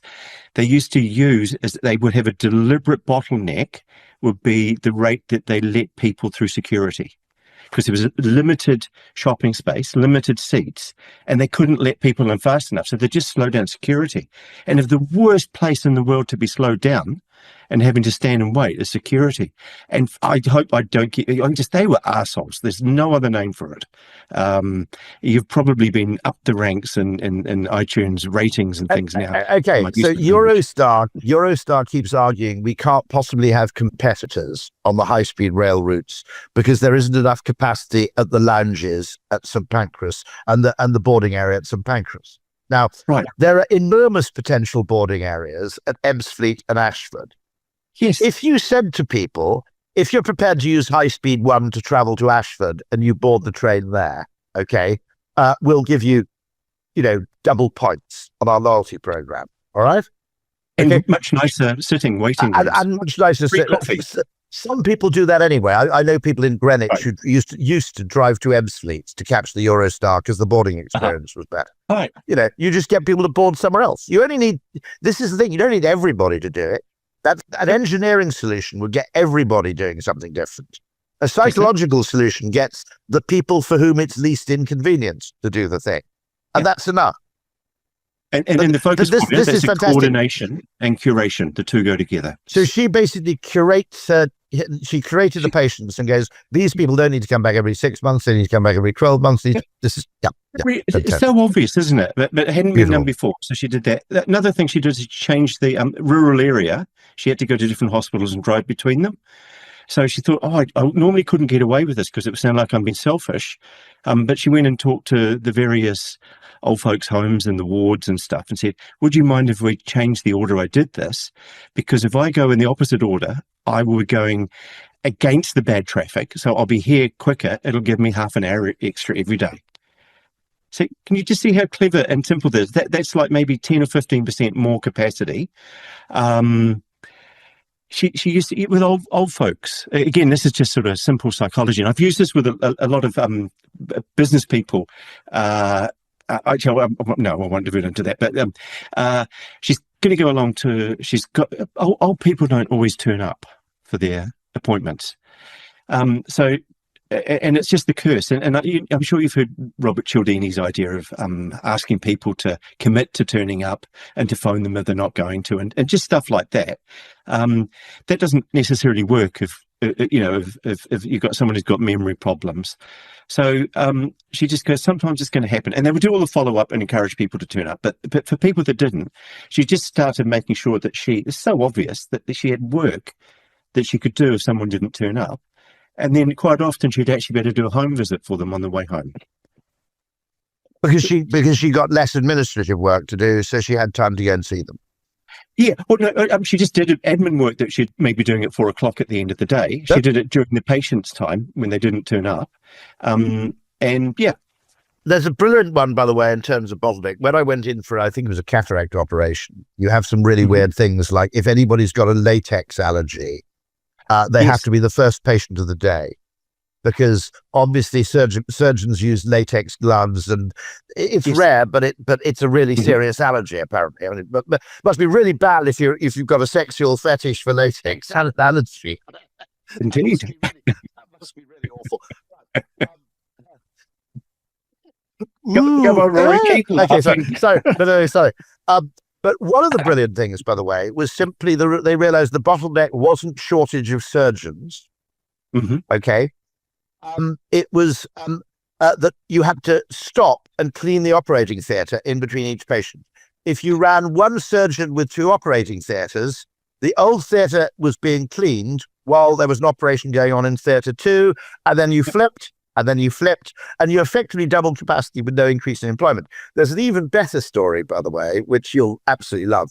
I've got some friends in Kent who run a waste collection business, and they've got the contract for a London borough to collect all their bins. And they had a massive problem with effectively missed collections. And then of course the people complained. They said, you didn't collect my bins, you didn't empty my bins. The problem was weirdly solved by getting rid of one person on a garbage truck, because now you had 2 people, and one guy was responsible for the left-hand side of the street, and the other guy was responsible for the right-hand side of the street. Right. When you had 3 people, there was a level of informational confusion, which basically meant that that's not my bin, that's Barry's going to collect that one, and then Barry didn't collect it. I'm stereotyping garbage collection people as male, They're but all called Barry as well. They tend to be male, right? Consequently, actually, by removing one person, you actually improved the level of efficiency. It's surprising that how often they actually. So it's really, really interesting, because actually, if you look at informational bottlenecks or general confusion, sometimes fewer people fundamentally operate more effectively. And the conversation of, sorry, just jumping in there, the conversation of like human bottlenecks and Clarke, I think you said something there about your wife that actually, if you had to recreate the aha moment, it would have been like looking into the mirror, which is basically identifying that you are the problem. That's very, very interesting, because it means that the likelihood of a nation, a team, being able to go from stagnation to flywheel and therefore unlocking the bottleneck also requires self-awareness of the leader, right? So you need to be able to look at yourself first and even consider yourself being the problem. So I had a lot of challenges when I was making that transition from being an executor to being a leader, because one, I loved getting involved in the work itself. I loved being the creative. But then also what happens is you almost like develop this almost like history of success that therefore gets you thinking that what's got me here is going to be the thing that's going to get me to the next level. But the world changes. Hermit shell crabs, they've got to be different. 100%. And the thing that unlocked that thinking was, one, I had a conversation with Ben Francis, who's the CEO of Gymshark. And basically, he told me that I should find an outlet, right? So Lewis Hamilton, his bottleneck was the fact that he took F1 was his everything, right? So he put all his focus in F1. And when he started to get other things to be able to transmit his passion, he was able to be very rational in his car, right? So I started posting on LinkedIn. So that was one unlock. Yeah. But then so I was still able to get my creative edge, but then come into the workplace, unemotive, very rational, because it was no longer about me, it was more about the work. Now, another trip that changed my life was going to Meta. And actually, what the message was find and unlock the bottleneck, but it actually was transmitted, the information was transmitted looking at 3 main things, which was the fact that you should not let yourself be crippled by perfection, right? You should focus on impact over effort, right? If you think about the marketing world, and just the way that agencies are almost like set up, and the fact that it's all about time, it's all about perfection, it's all about the visuals. But really, how you make, or how you almost like contribute to organizational change is through unlocking bottlenecks that are not necessarily things that take you a lot of time. It's just about finding areas to unlock. And Gymshark's whole model was all about focusing on impact over effort. We did a shoot in Japan that had a crew of 20 people that didn't shift the dial at all from a sales perspective, but curating a flat lay image from a lady that was part of our community that made the content, the leggings feel like it was in one of our audience's wardrobe. That actually got the relatability factor that we needed to be able to shift the dial. And we started to think, actually, is there a simpler way to do it? So you actually had an axis of impact versus effort, right? The next one was all about false constraints, right? A lot of the times we create constraints that tell us, well, we can't do this because either somebody hasn't done it before or we haven't done it before or it's something new. But often than not, those are false, right? And if you actually try to have a test and learn mentality, which is we're not going to treat it as a failure, we're just testing and learning, right? That is another thing that a lot of people are very fearful of, especially when you think about European culture, if you will. But then actually the biggest one I think that a lot of leaders are really scared about is this whole notion of almost like taking yourself out of business. Gary Vaynerchuk seems to say, it's like, if you think like a competitor that's trying to get you out of business and you innovate on yourself, you're more likely to be able to keep fighting another day. And the issue with a lot of people is once they get to the top, they stop almost like innovating against themselves. We used to say, think like 19-year-old Ben, right? So Ben started Gymshark at 19 in his mother's house, and he would look at the Nikes, Adidas, and say, where's the area that they're missing and how do I innovate there? And Rory, you talk about this a lot. And I think a lot of people fail to do that to themselves, even if it means hiring the 19-year-old Ben to come in, audit your business, and then taking that on board for you to be able to innovate and keep moving forward. I mean, it's very interesting because actually benchmarking is often a massive obstacle to finding a bottleneck, actually, because patently the benchmarking hasn't solved the bottleneck problem. Okay. And what you're then doing is if you like, you're widening roads where it makes no difference. Because I suppose one of the implications of bottleneck theory is that there's if you're not cognizant of bottlenecks, there is an unbelievable amount of wasted effort, effectively, in some cases actually not even pushing the needle ineffectually, but pushing it in completely the wrong direction.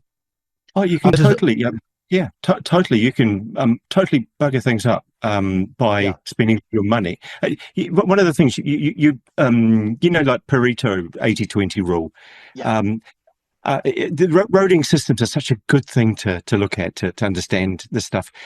If you're going to spend money on roads in order to speed them up, you identify the bottlenecks, and London probably has 100.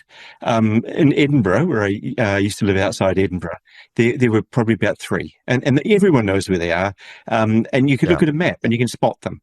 But if you're going to do advertising, so the bottleneck thing is maybe 0.1% of the actual square meters of the city space. If you're going to do advertising, you're going to look along the roads with billboards, and you're going to do an 80-20 thing. You're not going to do all the side streets. You're going to put them in the places where the traffic is, and they're very similar ideas of making the most of a small amount. The bottleneck idea takes it to an extreme, and actually, like from a marketing point of view, my favorite marketing example of this is so lame. You two will roll your eyes. In Edinburgh, when you come up the steps from Waverley Station, there's an Apple store there, and there was in the times where replacing a screen was really expensive, and there were all those little places you could go get them replaced. They probably still exist. One of the shops went up there. They paid someone to stand outside that Apple shop with a little sign that said, is your screen broken? Go down the steps and turn left. We're down there. It was absolutely, that was the extremely well-placed version of no billboards would have got them anything. It's all about just being clever and thinking different, isn't it? Can I now, I don't know how much time you've got, but considering I have 2 geniuses in front of me, that's, I wouldn't go that far. I've got a question. So see how I start with I flatter. hate it when people say that because it basically says you have to solve this problem You instantaneously. You know what I Live mean? on air. Yeah, so Live I mean, on it's the air. same thing. Yeah, live on air. Yeah, but okay. Yeah. So here we go. It's just a little thing, right? So I'm writing a new book. And when you're just inside it, like in your own writing and everything, you can't. It's so hard to judge it. I have a title. The book is like a really short book. It's about how to deliver your most important software projects on time to really aggressive dates. And the metaphor I use is of when Taylor Swift went to Calgary, I think it was, or whatever city somewhere in Canada. She went there, and they actually put a motorcade on for her, and they shut down one of the lanes so that she could get from the airport to the stadium. And that was negotiated. And they basically said, you are number one. London had that as well, I think. Yeah, it was controversial. Yeah. Totally. But then they look at the value of it. There's millions, there was hundreds of millions of dollars in value in actually getting her to come there. And she wouldn't get there if she's going to be stuck in traffic or have to arrive the day before. And so she had all of these countries, all these cities competing with each other. So that's the metaphor. And the idea is it's, you set up a motorcade for your most important projects, and you make everything else sit in gridlock because they are they're third-class citizens, all the other projects, right? Now, the name that I have for it, and I love this name, but I would love your reflection from people who aren't stuck inside my head. I want to call it Cash Cows Make the Best Burgers. You like it? Elfried, what do you reckon? So on my side, something that was kind of similar, and maybe this will help. I think that this is actually coined as something, but it was a big unlock. I was listening to this another podcast, and there was a guy called Mr. Wonderful on it, and he basically said they talk about the fact that a lot of people talk about intellectual intelligence, IQ. They talk about emotional intelligence, and the big one is all about focus intelligence, right? And actually, if you think about the commonality between some of the most successful leaders, the billionaires of the world, some might be more IQ, some might be more EQ, like Steve Jobs, IQ like Jeff Bezos. But then the thing that there's a commonality between all of them is focus, right? And actually, there was a metric that they say Steve Jobs used, and it was basically signal versus noise, right? And it's like, actually, within an 18-hour day, there's 5 things that you have to get done that are completely almost like significant towards moving forward closer to your longer goal, right? And you should have those 3 things. Those are your 5 signals, right? That should be done no matter what. And everything else that is almost like takes you away from that is noise, right? Yes. And basically, now when you're seeing things coming your way, you're able to almost like, they say the best leaders are able to now distinguish what's noise versus what's signal, right?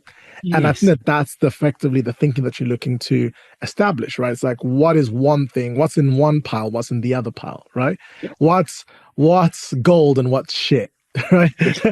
Yeah. What is almost like momentum and what's tar, right? And I think that if you're able to visualize the feeling of what it feels like getting stuck, what's clutter versus I think a lot of people tend to use a word that almost like feels like what it feels like to get involved in that thing. It's almost like noisiness, busyness versus like freedom, right? And I think that kind of like feeling, I would go with something that's a feeling as opposed to necessarily a metaphor, if you will. That's the trouble. I had someone else who's written a few books, and I've got 5 now, and this will be the 6th. And she advised to make it very, very, very agile on time, which is actually to some people going to appeal. It's really hard to judge it, isn't it? To try and sum up something that's attractive people. Actually, because if the reason I'm asking, I'm thinking. Obviously, I want free consulting advice, but for a lot of people like me who come from an engineering background, we are the Mark Watneys of the world. You know, The Martian. We are the ones, the botanists that go up and grow potatoes, and we science the shit out of everything. It's very hard to put ourselves to look at the stuff that you guys. I don't know. I presume it comes naturally to you the way you guys think, or is it really, really hard work? Well, I don't know whether Rory is going to come in here. I think he's thinking. I think he's still thinking about it. It sort of means, I mean, it does take hard work. But I mean, the one interesting thing about working in an advertising agency, well, there are lots of interesting things about working in an advertising agency, but the thing of lasting importance about it is that it's a very unusual incentive scheme if you're in the creative department, which is if you come up with an obvious solution, okay, it's a bad career move. Yes. And, okay, at the worst level, it over focuses you on the counterintuitive and the oblique and the surprising. But on the other hand, you need people like that in the world, because everybody else, if you're in a bureaucratic role, okay, and you say, here is a solution that makes perfect sense, we'll go, well done, Jeremy, have a promotion to G7. Okay. In a creative department and ad agency, if you come up with 5 completely obvious solutions in a row, okay, you're out of a job. And, it's artificial, it's weird, but it's kind of important, I think. I like that. It's set up to weed out the boring. Yeah. It filters out the boring. I like that. Yeah, that makes perfect sense, but it's not interesting. Yeah. That is actually, in most cases, boring and logical is absolutely the way to go. It's the best career move you can possibly make. And the great thing about working where I did, now, interestingly, my brother's kind of a mathematician and astrophysicist. And of course, one of the strangest things that I've started doing on YouTube is watching people solve mathematical equations, which sounds like the worst idea for television you could possibly conceive of. But what I've suddenly realized is that it's not about your mathematical ability. Actually, it's about your creative ability. Quite often there's a geometric problem, a problem in geometry, which is completely impossible. And then someone draws a line between A and C and points out that these 2 angles must be the same. And it goes from being intractable to absolutely obvious. Yep. And there's an awful lot there, which I found fascinating, which is that, in a sense, with consumers or potential customers, maybe you're just missing a single line, which takes a problem from, if you've got to prove that a triangle has 180 degrees, the angles within it add up to 180 degrees, you draw a line across the apex that's parallel to the base. Okay, it's a straight line. Okay, and you can show that one angle is angle B, the middle is angle A, and the third angle is angle C. Since they make a straight line, then those 3 angles within the triangle must also. But without drawing that parallel line, you're literally just staring into space. And so, cognitive bottlenecks is, in a sense, what advertising is designed to overcome. I don't get it. One of the things that's driving me nuts at the moment is, I don't think anybody's solved the real cognitive bottleneck to overcome range anxiety in electric cars. Because I think everybody's looking at it by direct analogy with petrol, and they're getting panicked. The actual truth of the matter is, once you buy an electric car, the problem is, totally irrelevant, I would say. My 2 friends that have electric cars both live very totally different parts of the country, very, very, very, very dark, windy, mountainous roads, and they reckon that they are just miles better for where they live, because they don't actually have to go if they're running low, they plug it in at home. They don't have to go. Exactly. You don't have a BP station at home. Okay, that's one obvious thing. We wouldn't need that many petrol stations if everybody had a hose pipe at home that delivered a pint an hour of petrol, right? The movement to drop it like they used to. Also, they will enjoy their electric cars much more if they realize that they're actually recharging while they drive downhill. Yes. Now, if they live in a hilly part of New Zealand, now what you cannot do when you're going downhill in a petrol car is convert carbon dioxide back into fuel. Okay. But in an electric car, every time they're going downhill, they're getting some of their money back. Right. Oh, I like Now, that. That's once they're made conscious of that, they will Yeah. find. I mean, my great joy is literally I don't when in an electric car, if someone slows down needlessly in front of me, I don't get angry anymore. Because previously they robbed me of my kinetic energy and forced me to waste it and dissipate it as heat. Whereas now I'm just getting my money back. It's fine. I'll go. And of course, because the acceleration was really good, you don't really care anyway because you're back at 60 miles an hour in bloody 4 seconds. So, by the way, I'm being lent for a week a Lotus Emea to test drive. So I will report back on this experience. Oh, Absolutely okay. fantastic. They're the electric Lotus. And I also had a look at the Genesis GV70, which is unbelievable. So the point I mean, it's partly that people can't cope with the fact that you can have a luxury car and a sports car in the same car. Same thing. Yeah. Because we've grown up with the idea that there's a trade-off between the two, which maybe an Aston Martin can solve or a Bentley. Top Gear, years ago. I just want bottlenecks aren't always bad. No. Okay. No. So Top Gear, Richard Hammond, I must have been 10, 12 years ago now, was racing around and he had this car that was so fast that she had to put a bottleneck in, a limiter, so that the thing wouldn't go over, I don't know, 220 miles an hour. I'm making up numbers here. I know nothing about this because the tyres couldn't handle if it went faster. The tyres are actually the bottleneck of the car. Yeah. So they put in a bottleneck, probably some electric limiting thing, a deliberate bottleneck that slowed the thing down so that it could actually go faster. It could go as fast as it possibly could. I'm going to give you another example. I don't have it here. We just got a planning permission, got signed off today for our new ensuite. When the builder finished, the shower, I got in the shower after spending all this money and I go, the water's dribbling out like it, like if I go to a massage, I want to hurt. If I have a shower, I want. Absolutely.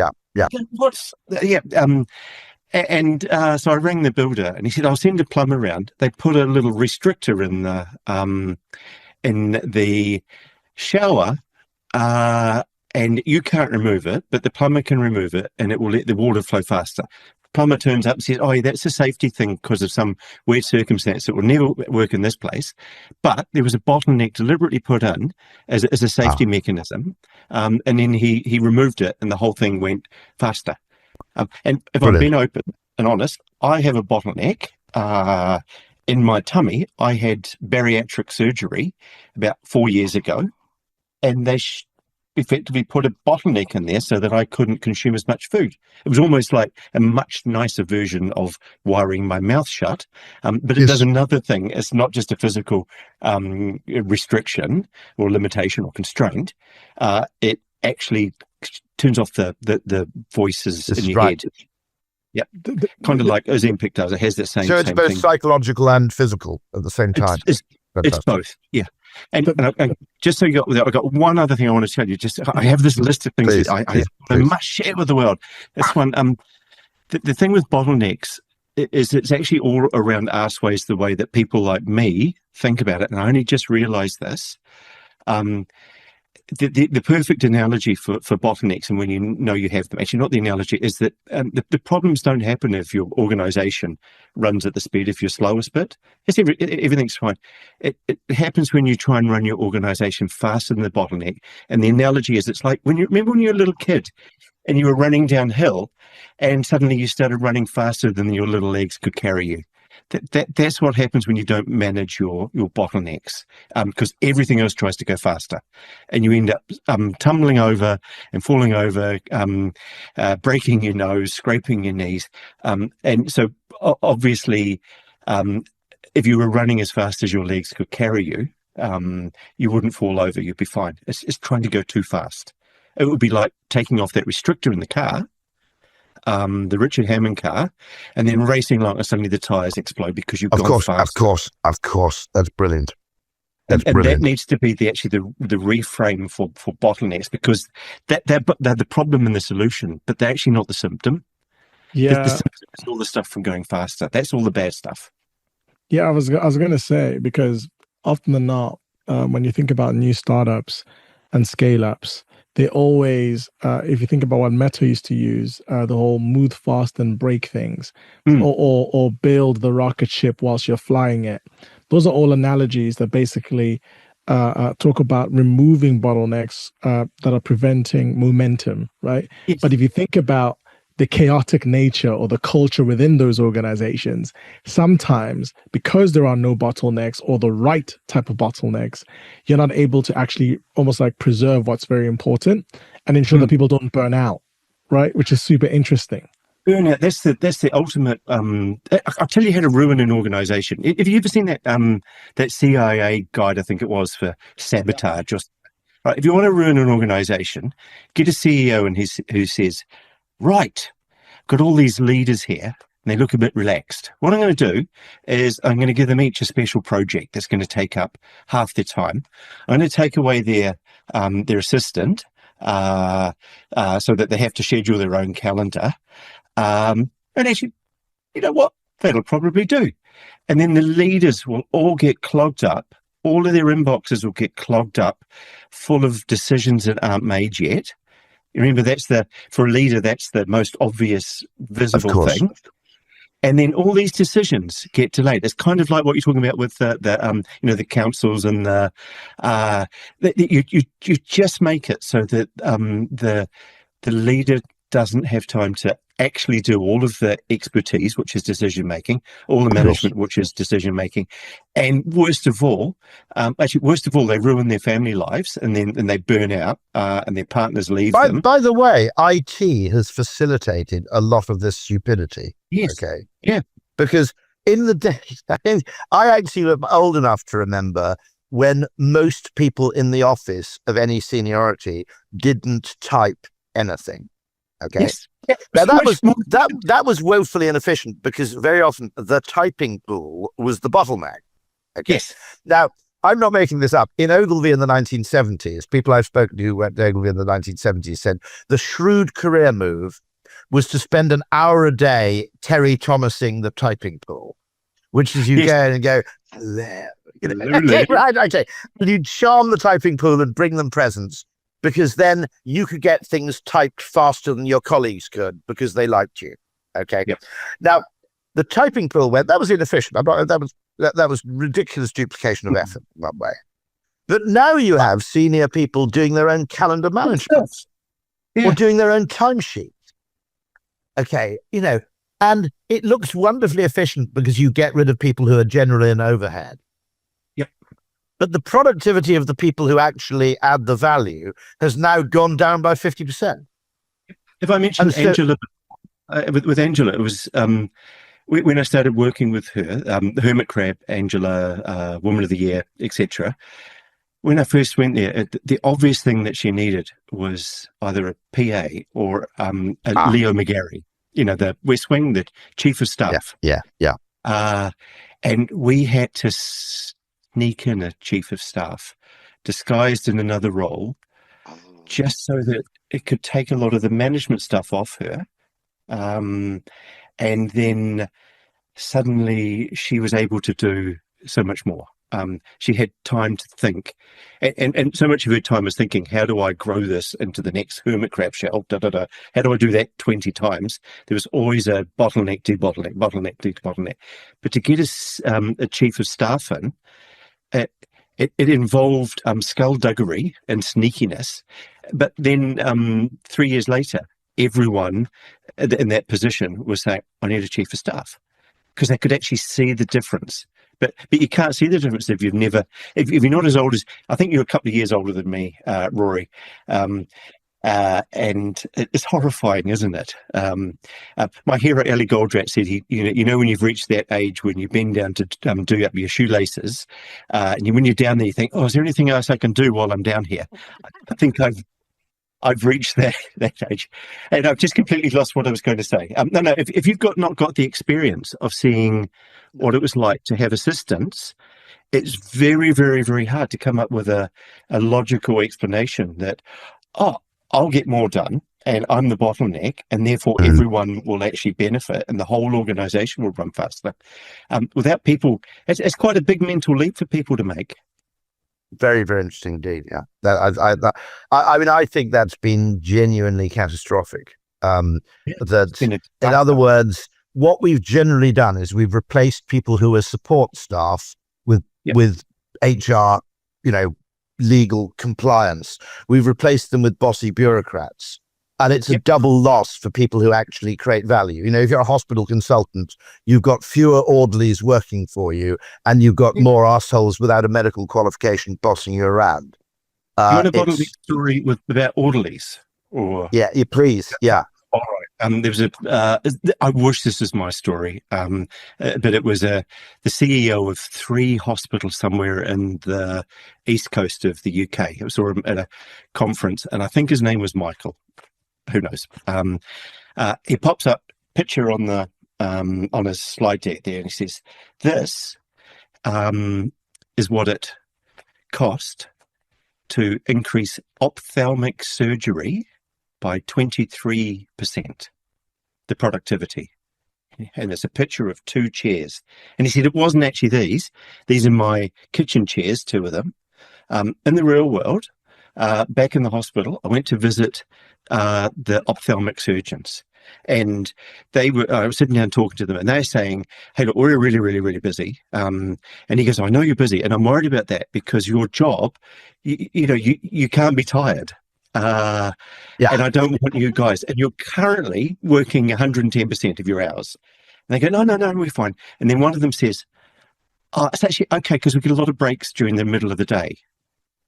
And you go, "Oh, okay. What's happening there?" And they say, "Oh, you know how it is. We're wrapping up one surgery, so one of the nurses will call down to the waiting area 200 yards away and say, 'Bring down the next patient, please.' And then they'll go to get the patient, but they have to be wheeled down in a wheelchair. They have to have an orderly, and sometimes that might take 10 minutes. So we have a little, actually they don't drink caffeine, so they don't have a cup of tea. We have a little rest in that break there." While we're waiting for them. So he goes, "Oh, that's interesting." And then he pops down to the storage area in the basement, gets 2 chairs, gets an orderly, I presume, to help him carry them up, puts them outside the surgery, and makes that the waiting area. You see how simple, and it just, but he had that kind of, quirky cleverness that he could think a little differently. Well, so this conversation for me, it's almost like it felt like Inception, right?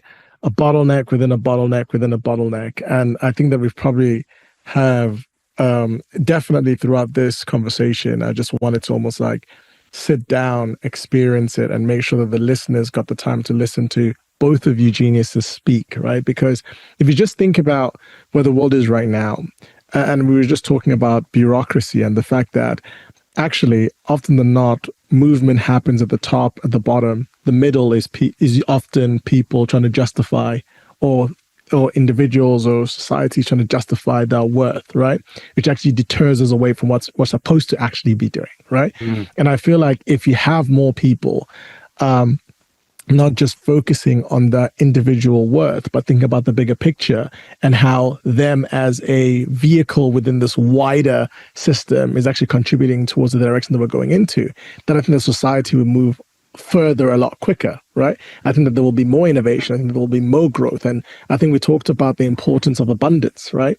I feel like we're in a society right now where scarcity is prominent, and effectively everyone thinks what's in it for me and what have we got to lose, not necessarily what have we got to gain, and how much more can we grow as a civilization and as people. And I think that this conversation is very, very important depending on who's listening, right? And I think that it can influence a lot of different spectrums because of how big of a universal unlock this is. And that's the reason why me and Rory decided to do this thing, is because we feel like it's important to have these conversations as society moves forward. But Clarke, I was actually going to ask, almost like parting message, final message for everybody that was listening. It is one big takeaway for people to take in, but then also I think it'll be great for you to let us know where people can find you, some of the work that you're doing right now to ensure that we send some great traffic your way. I like traffic. That sounds like a really good idea. Okay. Actually, can I offer a suggestion for you, Alf? Okay. Take the course that you've done on personal branding, copy it, and rename it Personal Branding for Left Brain Thinkers. I will do that right now. just because it's something that people like. In my 20s, I probably would have rolled my eyes. Also, if you do that, put the price up, because the more specific the target audience, the more you can premiumize. There you go. I think it will you could do it for doctors.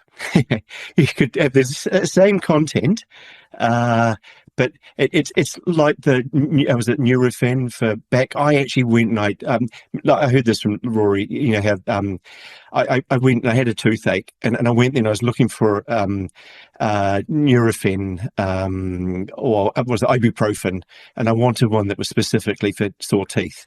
And they didn't have one, and I got in a strop in the supermarket, and I just grabbed the same one, and I knew logically that if it had for teeth, it would be the same thing. And I went home, and then I refused to take it because it wasn't for teeth. So there you go. That's rational for you, isn't it? Okay. So okay, I'm just trying to think what's really, really useful for people. There's lots of things you can do with this stuff, but I think that the most important bit, and you have both repeated it. I'm going to use a slightly different way of putting it, and it's not about bottlenecks. But if someone does happen to look at the Bottleneck Detective book, you'll see there's actually two halves, and I pointed out the first half is about scarcity, which is about bottlenecks, and the second half is about abundance.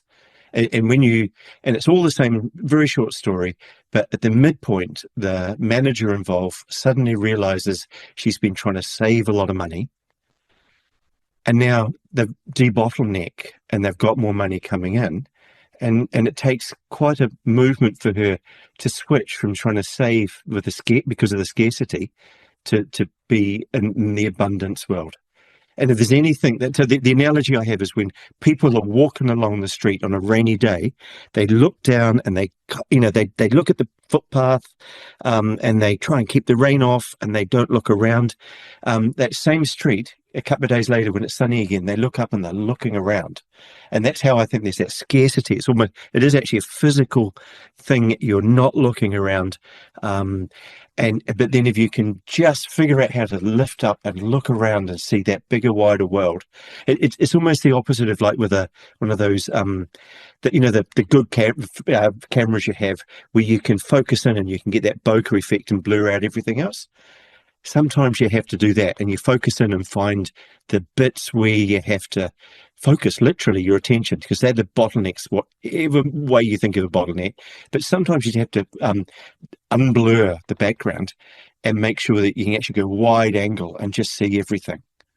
Both of those views are really good. So I'm going to end on this by saying your book's called, of course, The Bottleneck Detective, and obviously we're a Bottleneck podcast.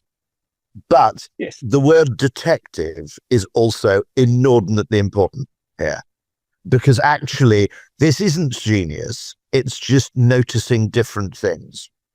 It genuinely, it isn't, internal. Well, actually, come to think of it, a lot of genius is just noticing different things. I mean, Einstein really, I'm suggesting